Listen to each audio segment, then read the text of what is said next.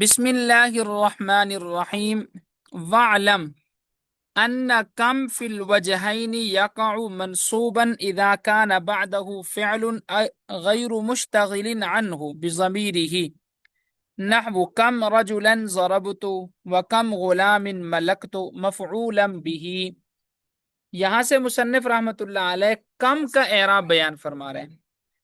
ویسے تو کم مبنی ہے نا، لیکن مبنی کا جو اعراب ہوتا ہے وہ محلی اعراب ہوتا ہے۔ محلی اعراب کا مطلب یہ ہوتا ہے کہ اگر اس جگہ کوئی معرب لفظ ہوتا تو اس کا یہ اعراب ہوتا۔ کم پر تو اعراب نہیں آتا، زبر زیر پیش تو نہیں آ سکتی کیونکہ یہ مبنی ہے، لیکن محلی اعراب ہوگا اس کا۔ محلی اعراب کا مطلب آپ نے سمجھ لیا کہ محلی اعراب وہ ہوتا ہے کہ اگر اس جگہ ہم کسی معرب اسم کو رکھیں گے تو پھر اس کا وہ اعراب ہوگا۔ کم دو صورتوں میں منصوب ہوگا۔ کم دو صورتوں میں کیا ہوگا؟ منصوب۔ نمبر ایک، جب کم کے بعد کوئی فعل ہو اور وہ فعل مفعول بہ کی ضمیر میں عمل نہ کر رہا ہو، ایسی مفعول بہ کی ضمیر جو کم کی طرف لوٹ رہی ہو، اس کی طرف اس کے اندر وہ عمل نہ کر رہا ہو، تو پھر اس صورت کے اندر کم جو ہے وہ منصوب ہوگا۔ مثال سے بات سمجھ آ جائے گی۔ مثال دیکھیں، جیسے آپ نے کہا کم رجلا ضربتو، کتنے مردوں کو میں نے مارا۔ اب اس مثال میں ضربتو فعل ہے اور تا پیش تو یہ اس کا مفعول بھی ہے۔ تا پیش تو جو ہے یہ اس کا مفعول بھی ہے۔ پکے کے سوچ کی ایک تالی کے دیے تو آپ اس کو ہر وقت تو چھیڑتے ہو، پورائم کر ہر وقت اس کو کھینچ رہے ہو، پھر مجھے بتانے بھی آ گئے۔ اس کو تم ایسے پتنگ تو نہیں ہے وہ، اب وہ چلے گا۔ سوچ کے نکلی کیا کروں؟ کچھ نہ کرو، دفع ہو جاؤ، پڑھا لو۔ اچھا جی، کم رجلا ضربتو، اس مثال میں دیکھیں ضربتو فعل ہے اور تو ضمیر فاعل ہے۔ اب اس کو مفعول چاہیے تو ہم نے کم کو ممیز اور رجلن کو بنانا ہے تمیز۔ ممیز تمیز مل کر یہ پھر بن جائیں گے مفعول بھی، اور مفعول بھی چونکہ منصوب ہوتا ہے تو یہاں کم یہ حالت نصب میں ہے، البتہ اس کا نصب جو ہے وہ محلی ہے، لفظی نہیں ہے، کیونکہ لفظی اعراب تو ہوتا ہے معرب کا، اور یہ معرب نہیں ہے بلکہ یہ مبنی ہے۔ اسی طرح اگلی مثال دیکھیں، کم غلام ملکتو۔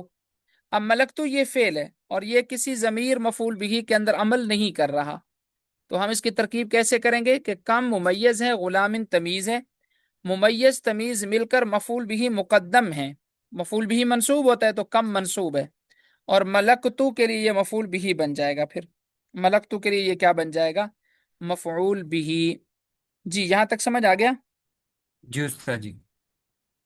وعلم، اور آپ جان لیں، ان کم، بے شک کم فی الوجہین دو صورتوں میں، یقع منصوبا یہ منصوب ہوتا ہے۔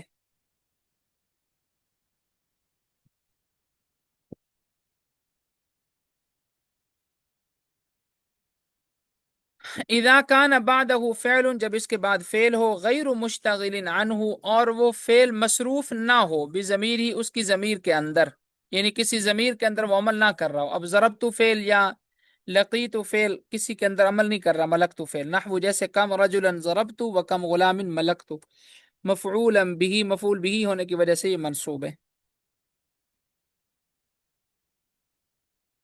وَنَحْوُ کم ضربتن ضربت و کم ضربتن ضربت مصدرا۔ دوسری صورت کم کے منصوب ہونے کی، کہ جب کم کے بعد مصدر آ جائے تو کم کے بعد مصدر آنے کی وجہ سے بھی کم منصوب ہوگا، جیسے کم ضربتن ضربت اور کم ضربتن ضربت۔ اب دیکھیں کم کے بعد ضربتن مصدر ہے تو ہم یہاں کم ضربتن کو ممیز تمیز بنا کر مفعول مطلق بنا دیں گے، کیونکہ مصدر جب فعل کے ساتھ آتا ہے حالت نصبی میں تو وہ مفعول مطلق بنتا ہے۔ وَكَمْ يَوْمًا سِرْتُ وَكَمْ يَوْمٍ صُمْتُ مفعولاً فِيهِ۔ اسی طرح ایک صورت یہ ہے کہ کم کے بعد کوئی ظرف آ جائے، تو کم کے بعد جب ظرف آئے گا تو کم ممیز تمیز مل کر مفعول فی بن جائیں گے۔ تو یہ صورتیں ہیں کم کے منصوب ہونے کی۔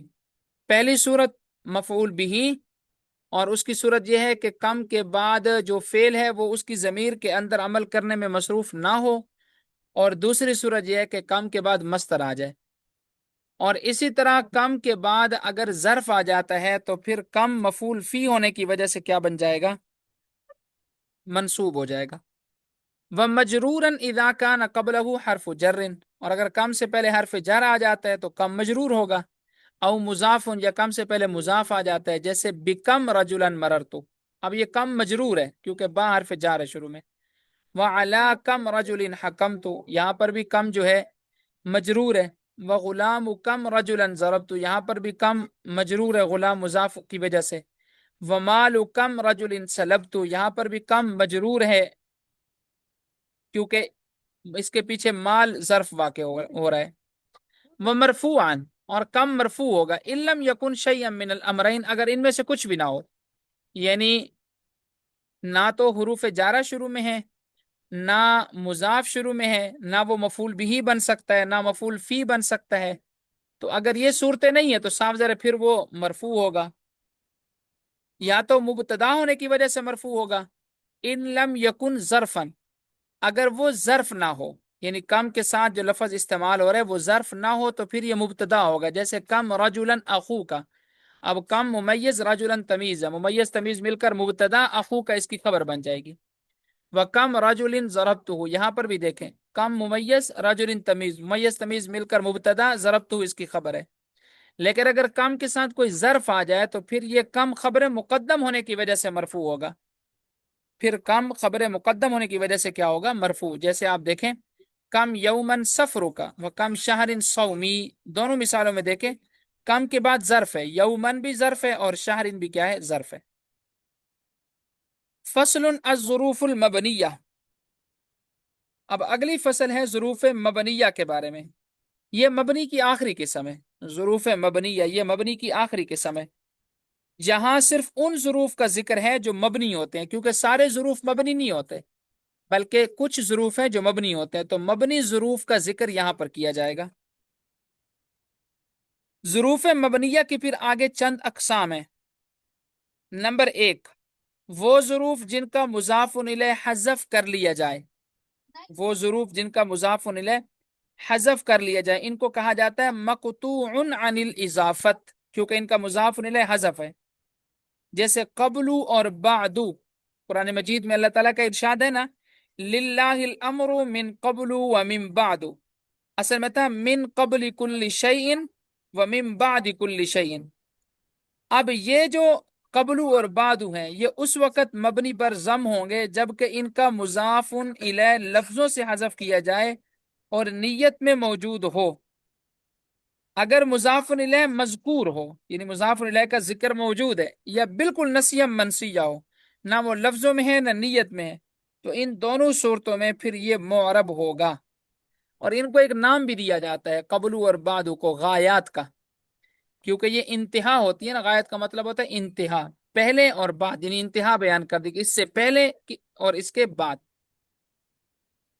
فصل الظروف المبنیہ، یہ فصل ہے ظروف مبنیہ کے بارے میں، علی اقسام، اس کی چند قسمیں ہیں۔ آپ نے یہ ذہن میں رکھنا ہے کہ ظروف جو ہیں وہ سارے مبنی نہیں ہوتے بلکہ ظروف کو ہم دو حصوں میں تقسیم کر لیتے ہیں، وہ ظروف جو مبنی ہوتے ہیں اور وہ ظروف جو مبنی نہیں ہوتے، تو ہم یہاں پر بحث کریں گے ان ظروف سے جو مبنی ہوتے ہیں، تو اس کی پھر چند اقسام ہیں۔ منہا، اس میں سے کچھ وہ ہیں ما قطع عن الاضافتی، کہ جن کو اضافت سے قطع کر لیا جاتا ہے، یعنی ان کے مضاف الیہ کو حذف کیا جاتا ہے۔ بیان، اس کی صورت یہ ہے کہ حذف المضاف الیہ، مضاف الیہ حذف کر دیا جائے۔ آگے اس کی مثال دے رہے ہیں، جیسے قبلو اور بعدو، فوقو اور تحتو۔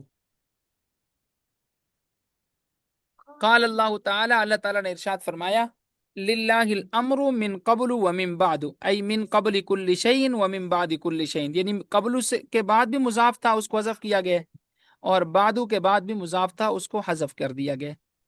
اذا کان المحذوف منویا للمتکلم، یہ اس وقت ہوگا، یعنی یہ مبنی اس وقت ہوں گے کہ جب محذوف، جو مضاف محذوف ہے وہ منوی ہو متکلم کے لیے، یعنی متکلم کی نیت میں وہ موجود ہو۔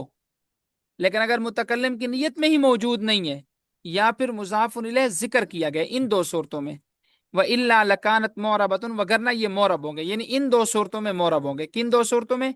کہ یا تو مضاف الیہ لفظوں میں موجود ہے، یا پھر مضاف الیہ نہ لفظوں میں ہے اور نہ ہی متکلم کے ذہن میں ہے۔ وعلی ھذا قرئ للہ الامر من قبل ومن بعد، اور اسی وجہ سے اس کو پڑھا جاتا ہے للہ الامر من قبل ومن بعد، یعنی اگر ہم اس کے مضاف الیہ کو نسیہ منسیہ سمجھیں تو پھر یہ مورب ہوگا، جب مورب ہوگا تو من آگے ہے اور من حرف جار ہے، تو قبل اور بعد دونوں ہم کیا پڑھتے ہیں؟ مجرور پڑھتے ہیں۔ وتسمى الغایات، اور ان کو ہم غایات کا نام بھی دیتے ہیں، کیونکہ آپ اس میں کسی بھی چیز کی انتہا بیان کر رہے ہوتے ہو، تو غایت کا معنی ہوتا ہے انتہا۔ تو قبل، بعد، فوق، تحت، یہ جو چار ظروف ہیں ان کو ہم غایات کا نام اس لیے دیتے ہیں کہ اس میں بھی آپ کسی نہ کسی چیز کی کیا بیان کرتے ہو؟ انتہا بیان کرتے ہو۔ ومنها حيث بنيت تشبيها لها بالغايات لملازمتها الإضافة إلى الجملة في الأكثر، قال الله تعالى سنستدرجهم من حيث لا يعلمون، وقد تضاف إلى المفرد كقول الشاعر اما ترى حيث سهيل طالعا۔ اب یہاں سے مصنف رحمۃ اللہ علیہ دوسرے ظرف کو بیان فرماتے ہیں، اور وہ ہے حیث۔ یار پڑھے گا، حیث جو ہے یہ بھی ظروف مبنیہ میں سے ہے، حیث یہ بھی ظروف مبنیہ میں سے ہے، اور یہ بھی مبنی پر ضمہ ہوتا ہے۔ حیث یہ بھی کیا ہوتا ہے؟ مبنی پر ضمہ۔ اس کی وجہ یہ ہے کہ یہ غایات کے ساتھ اس بات میں مشترک ہے کہ دونوں مضاف الیہ کی طرف محتاج ہوتے ہیں۔ پیچھے آپ نے غایات پڑھے نا، قبل، بعد، فوق اور تحت، وہ محتاج ہوتے ہیں اپنے مضاف الیہ کے، تو حیث یہ بھی محتاج ہوتا ہے مضاف الیہ کا۔ تو قبل، بعد، فوق، تحت وہ مبنی ہے، تو حیث کی ان کے ساتھ مشابہت ہے، تو حیث کی جب غایات کے ساتھ مشابہت ہے تو اس مشابہت کی وجہ سے حیث کو بھی کیا پڑھا جاتا ہے؟ مبنی پڑھا جاتا ہے۔ لیکن اس میں آپ نے یہ یاد رکھنا ہے کہ حیث کی اضافت زیادہ تر جملے کی طرف ہوتی ہے۔ زیادہ تر کس کی طرف ہوتی ہے؟ حیث کی اضافت جملے کی طرف ہوتی ہے، جیسے اللہ تعالیٰ کا ارشاد ہے سنستدرجهم من حیث لا يعلمون۔ اب اس مثال میں دیکھیں کہ حیث لا يعلمون کی طرف مضاف ہے، حیث یہ لا يعلمون کی طرف مضاف ہے، اور لا يعلمون پورا جملہ ہے۔ ہاں کبھی کبھی البتہ مفرد کی طرف بھی مضاف ہو جاتا ہے، جیسے یہ والی مثال ہے، شاعر کا ایک شعر ہے اما ترى حیث سہیل طالعا، اب سہیل مفرد ہے اور حیث اس کی طرف کیا ہو رہا ہے؟ مضاف ہو رہا ہے۔ ومنها، اور ظروف میں سے ایک ہے حیث بنیت، یہ بھی مبنی ہوتا ہے تشبیہ اللہ بالغایات، اس لیے کہ حیث کی تشبیہ ہے غایات کے ساتھ۔ اب آپ نے اس سے پریشان نہیں ہونا کہ غایات کون سے ہیں، پیچھے ہم نے پڑھ لیے غایات، قبل، بعد، فوق اور تحت کو غایات کہا جاتا ہے، تو ان کے ساتھ تشبیہ ہے۔ کس بات میں تشبیہ ہے؟ لملازمتها الاضافة الى الجملة في الاکثر، اس لیے کہ یہ مضاف ہوتا ہے جملے کی طرف اکثر۔ قال اللہ تعالی، یعنی اضافت میں دونوں ایک دوسرے کے مشابہ ہیں، قبل، بعد، فوق، تحت وہ بھی مضاف ہوتے ہیں، حیث بھی کیا ہوتا ہے؟ مضاف ہوتا ہے، مضاف ہونے کی وجہ سے ایک دوسرے کے ساتھ مشابہ ہیں۔ قال اللہ تعالی سنستدرجهم من حیث لا يعلمون، وقد تضاف الى المفرد، البتہ کبھی اس کو مفرد کی طرف بھی مضاف کیا جاتا ہے، كقول الشاعر، جیسا کہ شاعر کا ایک شعر ہے۔ وہ شعر کون سا ہے؟ کہ اما ترى حیث سہیل طالعا، یہاں پر حیث یہ سہیل کی طرف مضاف ہے اور سہیل یہاں پر مفرد ہے۔ ترجمہ کیا ہے؟ اما ترى، کیا آپ نے دیکھا نہیں ہے اس جگہ کی طرف جہاں پر سہیل ستارہ طلوع ہوتا ہے؟ ای مکان سہیل، یعنی سہیل سے پہلے لفظ مکان جو ہے وہ مضاف جو ہے وہ محذوف ہے۔ فحیث ھذا بمعنی مکان، اور حیث جو ہے یہ مکان کے معنی میں ہے۔ وشرطہ ان یضاف الی الجملۃ نحو اجلس حیث، بس یہاں تک کر لیتے ہیں آج، اس کی پھر ترکیب رہ جائے گی، اس کی ترکیب کو پھر ہم کل کر لیں گے، اس شعر کی ترکیب کو۔